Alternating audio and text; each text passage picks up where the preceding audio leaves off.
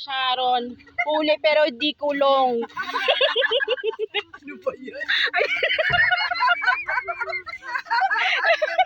Ano yung guys to? Huling-huli. Ano ba yung binabalot mo? Bilo-bilo.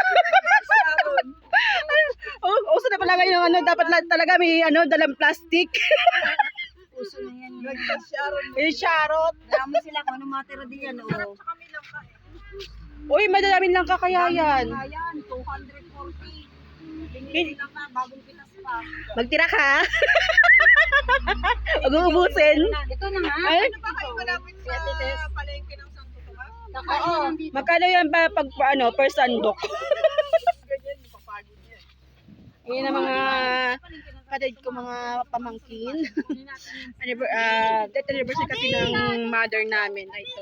Kaya alit na kami sa Santuario de la Paz sa Lipa, Batangas.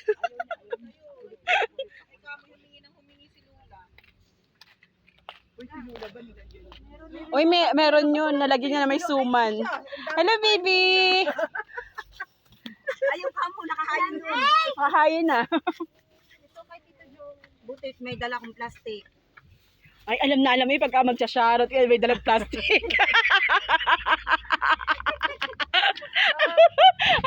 Si Ganda. Tawa na tawa. Lalagyan kita sa baso? Oo.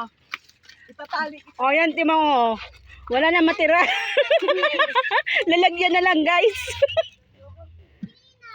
Sabi mo, hindi ata nila malasahan. Hindi na naman nasahan, guys. Tinyo. Nagustuhan din ni Tinya. Yan.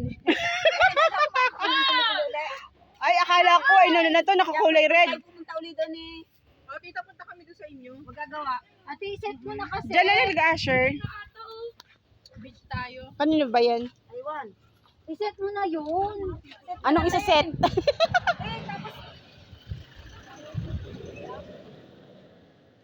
Akala ko anong isa-set. Dito kaya sa kabila, ano kayang agenda dito? Ay, iba pala yung agenda nito, bawal makita.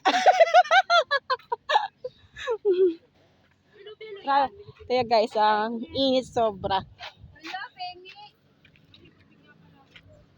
Ito yung aking anak. 2 linggo lang nawala sa aking feeling.